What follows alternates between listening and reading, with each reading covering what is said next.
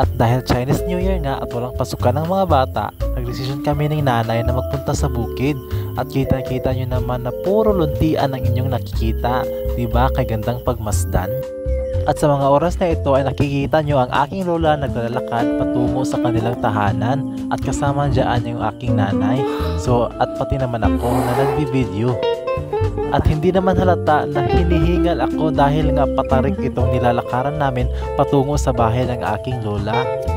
Wala tayong magawa dahil nga hindi nakakapasok ang sasakyan o motor dito sa lalakaran natin kasi nga ito ay matarik, kaya nilakad namin simula pa baba hanggang pataas.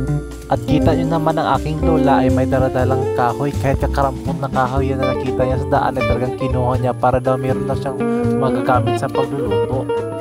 O diba, kay gandang pagmasdan itong mga kulay green na nasa paligid ng aking lola, kaya mas healthy tirhan ang lugar ng aking lola.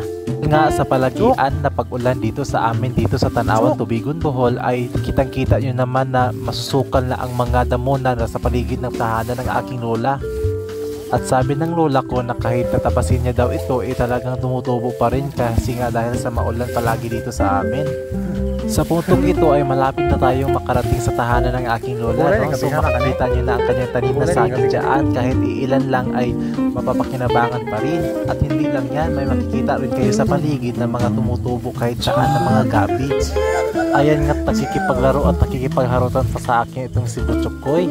Ang saya-saya niya siguro dahil nagpunta kami sa kanilang tahanan.